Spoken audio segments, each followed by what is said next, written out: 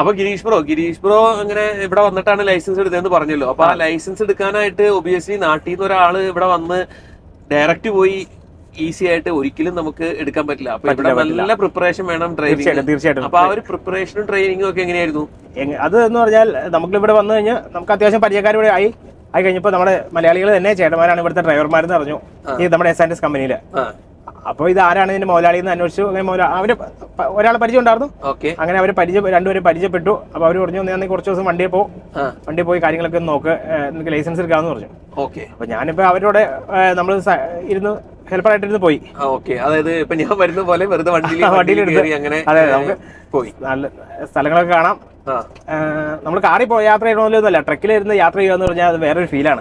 ഹൈറ്റിലിരുന്ന് നല്ല വ്യൂ ആണ്, നമുക്ക് നല്ല വ്യൂ ആണ്. തീർച്ചയായിട്ടും എനിക്കൊന്ന് ക്യാമറ തന്നെ നമുക്ക് നല്ല ഭംഗിയിൽ ഇങ്ങനെ ഒരിക്കലും കാറിൽ പോണതും ട്രക്കിൽ പോണതായിട്ട് കമ്പയർ ചെയ്യരുത്. ട്രക്കിൽ പോണത് വേറൊരു ലെവൽ ഫീലിംഗ് ആണ്. തീർച്ചയായിട്ടും. അപ്പൊ അതൊക്കെ നമ്മളിങ്ങനെ ആസ്വദിച്ച് പോയി വണ്ടിയെ കുറിച്ചുള്ള കാര്യങ്ങളൊക്കെ പഠിച്ചു. അത് കഴിഞ്ഞിട്ട് അതൊക്കെ നമ്മള് ലേണേഴ്സ് എടുത്തു. ഞാൻ ആദ്യം തന്നെ ലേണേഴ്സ് എടുത്തു. ലേണേഴ്സിന് നമുക്ക് 35 ക്വസ്റ്റൻ ആണ് വരുന്നത്. 33 ശരിയാവണം. 33 ശരിയാവണം. ഫസ്റ്റ് അറ്റംപ്റ്റിൽ തന്നെ പാസ് ആയോ ലേണേഴ്സ്? സെക്കൻഡിലാണ് ഞാൻ പാസ് ആയുള്ളൂ. കടി കട്ടിയാണോ? അല്ലല്ല, നമ്മുടെ നാട്ടിൽ വെച്ച് നോക്കുമ്പോൾ സിമ്പിൾ ആണ്, നമുക്ക് പഠിച്ചാൽ മതി. അതായത് നിങ്ങൾ ഡെയിലി വണ്ടി ഓടിക്കുമ്പോൾ ചെയ്യേണ്ട കാര്യങ്ങൾ മാത്രമേ ഉള്ളൂ. അത് ഇംഗ്ലീഷിലായിരിക്കും ചോദിക്കണം. ഇംഗ്ലീഷ് ഹിന്ദിയാന്ന് തോന്നുന്നു അല്ലേ? ഹിന്ദിയില്ല, ഇംഗ്ലീഷ്. അപ്പൊ അങ്ങനെ ലേണേഴ്സ് കഴിഞ്ഞ് കഴിഞ്ഞാൽ പിന്നെ നമുക്ക് ഓടിക്കണമെന്നെങ്കിൽ 2 വർഷം മിനിമം എക്സ്പീരിയൻസ് ഉള്ള ആള് നമ്മുടെ കൂടെ ആള് വേണം. അങ്ങനെയാണ് നമുക്ക് ഓടിക്കാൻ പറ്റുള്ളൂ. അങ്ങനെ എത്ര നാളെ ഓടിക്കണം നമ്മള്? അത് നമ്മുടെ ഇതനുസരിച്ച് നമുക്ക് കൂടുതൽ സമയം ഓടിക്കാൻ കിട്ടുവാണെങ്കിൽ അത്ര നമുക്ക് ഓക്കെ ആവും നമ്മള്. അപ്പൊ ഞാനൊരു 1 മാസം പോയി. 1 മാസം പോയി ഓടിച്ചു കഴിഞ്ഞപ്പോ ഓക്കെ ആയി. അത് കഴിഞ്ഞിട്ടാണ് ഞാൻ ടെസ്റ്റിന് പോയി. ടെസ്റ്റിന് പോകുന്ന സമയത്ത് നമുക്കാണെങ്കിൽ ഒരു ദിവസം പ്രാക്ടിക്കൽ ക്ലാസ് ഉണ്ട്. അതെ, നമ്മുടെ മരിയാലിയുടെ വീഡിയോ നമ്മൾ ചെയ്തിട്ടുണ്ടായി. അടിപൊളി. മരിയാലിയാണ് നമുക്കും ട്രെയിനിങ് തന്നത്. എനിക്ക് തോന്നുന്നു ന്യൂസിലാൻഡിൽ ത്രൂ ഔട്ട് അങ്ങനെയുള്ള കമ്പനികളുണ്ട് ഡ്രൈവേഴ്സിന് ട്രെയിനിങ് ഹെൽപ്പ് ചെയ്യുന്നത് അല്ലേ? ഉണ്ട്, എല്ലായിടത്തും തന്നെ ഉണ്ട്. അവര് വഴി പോവാണെങ്കിൽ നമുക്ക് ഇത്തിരി കൂടി എളുപ്പമുണ്ട്. അതെ, തീർച്ചയായിട്ടും. അങ്ങനെ അത് കഴിഞ്ഞിട്ട് റോഡ് ടെസ്റ്റ് എങ്ങനെ ഉണ്ടായിരുന്നു? റോഡ് ടെസ്റ്റ് അത്യാവശ്യം നമ്മളെല്ലാം നമ്മൾ സ്ഥിരം യൂസ് ചെയ്യണ കാര്യങ്ങളൊക്കെ നമ്മൾ മറ്റേ റൗണ്ട് ബോട്ട്, സിഗ്നൽസ്, ബാക്കി സൈനുകൾ, കാര്യങ്ങൾ എല്ലാം നമ്മൾ ഉപയോഗിക്കേണ്ടി വരും. ഒരു മണിക്കൂർ 2 മണിക്കൂർ അടുത്ത് നമ്മൾ വണ്ടി ഓടിക്കണം. മെയിൻ റോഡിൽ ഓടിക്കണം. അത് ഇവിടെ എന്ന് പറഞ്ഞാൽ പല സ്പീഡ് ലിമിറ്റ് ഉണ്ടല്ലോ. നമുക്ക് വർക്ക് എടുക്കുകയാണെങ്കിൽ അവിടെ ടെമ്പററി സ്പീഡ് 30 ആയിരിക്കും. പിന്നെ 50 ഉണ്ട്, 70, 100, 80 അങ്ങനെ എല്ലാ സ്പീഡ് ലിമിറ്റും ഉണ്ട്. എല്ലാ സ്പീഡ് ലിമിറ്റിലും നമ്മൾ വണ്ടി ഓടിക്കണം.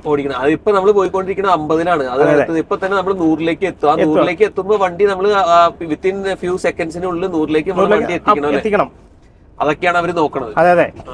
പിന്നെ ഓവർ സ്പീഡ് ആവാൻ പാടില്ല. അങ്ങനെ നിയമങ്ങൾ. ട്രക്കിന് എനിക്ക് തോന്നുന്നു 100-ൽ 90 അടിപൊളി. അപ്പൊ ആ സേഫ്റ്റി ഫീച്ചേഴ്സ് ആണ് അവർ കൂടുതൽ അസസ് ചെയ്യുന്നത്. അതെ. പിന്നെ നമ്മള് ക്ലാസ് 5 ആകുമ്പോൾ അത് ട്രക്ക് ആൻഡ് ട്രെയിലർ ആണ്. റിവേഴ്സിങ് ആണ് നമുക്ക് ബുദ്ധിമുട്ടുള്ള കാര്യം. അപ്പൊ നമ്മുടെ കാർ ഓടിക്കുന്നതിന്റെ ഓപ്പോസിറ്റ് ഡയറക്ഷനിലാണ് നമുക്ക് ഡ്രൈവിംഗ് ഇത് വരുന്നത്. അപ്പൊ നമ്മൾ ഇവിടെ റിവേഴ്സ് ഇടിക്കും, ഡോക്കിൽ റിവേഴ്സ് ഇടിക്കും വണ്ടി. റിവേഴ്സ് എടുത്തിട്ട് അതും ടെസ്റ്റിൽ ട്രൈ ചെയ്ത് നോക്കാം. ഉണ്ട്, തീർച്ചയായും. അടിപൊളി. അപ്പൊ ഒരു കാര്യം കൂടി എനിക്ക് ഈ വീഡിയോ അവസാനിപ്പിക്കുന്നതിന് മുമ്പ് ഗിരീഷ് ബ്രോയോട് ചോദിക്കാനുള്ളത്, ഇപ്പൊ ഈ വീഡിയോ കേൾക്കുമ്പോൾ ഒബിയസ്ലി ഒത്തിരി ആളുകൾ ഇവിടേക്ക് ന്യൂസിലാൻഡിലേക്ക് വരാനായിട്ടുള്ള ആൾക്കാർ ഉണ്ടാവും. നമ്മുടെ വീഡിയോ കാണുന്ന കുറെ ആൾക്കാർ അങ്ങനെയുള്ള ആൾക്കാരാണ് ന്യൂസിലാൻഡിലേക്ക് വരാനായിട്ട്, അതായത് ഗൾഫിൽ നിന്നും യൂറോപ്പിൽ നിന്നും നാട്ടിൽ നിന്നും ഒക്കെ ന്യൂസിലാൻഡിലേക്ക് വരാനായിട്ട് ഒത്തിരി ഹെവി ഡ്രൈവേഴ്സ് ആഗ്രഹിക്കുന്നുണ്ട്. അപ്പൊ അവർക്ക് എങ്ങനെ ഒരു ജോലി ന്യൂസിലാൻഡിൽ കണ്ടെത്താൻ പറ്റുമെന്നാണ് ഗിരീഷ് ബ്രോയുടെ അഭിപ്രായത്തിൽ? അങ്ങനെ എന്തെങ്കിലും ഒരു വഴി ഉണ്ടോ? അവസരം ഉണ്ട്, ഇല്ലാന്ന് പറയാനില്ല. പക്ഷെ നമ്മൾ നല്ലൊരു എംപ്ലോയറെ കണ്ടെത്തണം. അല്ലെങ്കിൽ പിന്നെ ഓൺലൈൻ സൈറ്റുകളിൽ ഒത്തിരി ജോബ് ഓഫർ കാര്യങ്ങളൊക്കെ ഉണ്ട്. സീക്ക്, ട്രേഡ്മി അങ്ങനെയുള്ള. പക്ഷെ അതിലൊക്കെ നമുക്ക് ഇന്റർനാഷണലി അപ്ലൈ ചെയ്യുന്ന ആളുകൾക്ക് കിട്ടാൻ ഭയങ്കര പാടല്ലേ? അങ്ങനെയുള്ള ആരെങ്കിലും ഒക്കെ കണ്ടിട്ടുണ്ടോ ഇവിടെ ജോലിക്ക് വന്ന്? അങ്ങനെ വന്ന് കണ്ടിട്ടുണ്ട്. അങ്ങനെ വന്ന് കിട്ടിയ ആൾക്കാരെ പരിചയമുണ്ട്. ഗൾഫിൽ നിന്ന് വന്ന ഗൾഫ് എക്സ്പീരിയൻസ്. അതെ.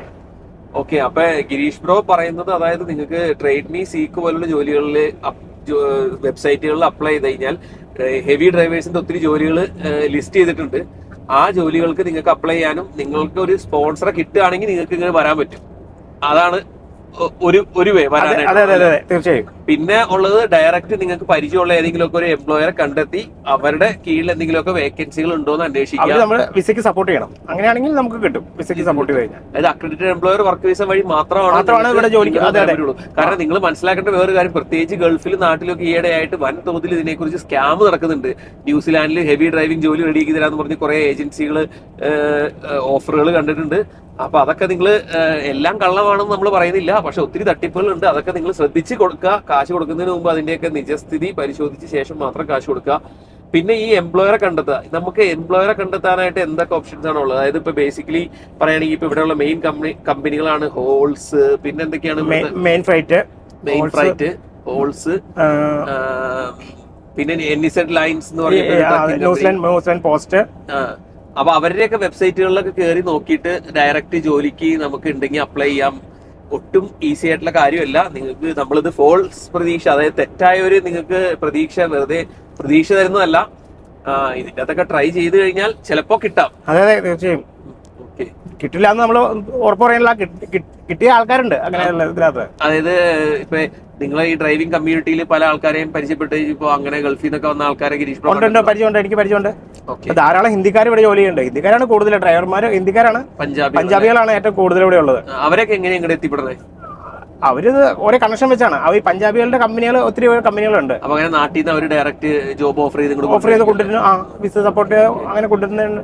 ഇപ്പൊ നമ്മുടെ S&S ട്രാൻസ്പോർട്ടില് കുറെ മലയാളികൾ വർക്ക് ചെയ്യുന്നുണ്ടല്ലോ, അവരൊക്കെ നാട്ടിൽ നിന്ന് ഡയറക്റ്റ് വന്ന ആൾക്കാരുണ്ടോ? അങ്ങനെ ഉണ്ട്, ഡയറക്റ്റ് വന്ന ആൾക്കാരുണ്ട്. ഓക്കെ. പിന്നെ അതല്ലാതെ വൈഫ് നേഴ്സാണ്, അങ്ങനെ അവര് ഡിപ്പെൻഡിൽ വന്ന് ഇവിടെ വന്ന് കൺവേർട്ട് ചെയ്ത ആൾക്കാരുണ്ട്. അങ്ങനെ പല വിധത്തിലെ ആൾക്കാർ ഇവിടെ വർക്ക് ചെയ്യുന്നുണ്ട്. അടിപൊളി.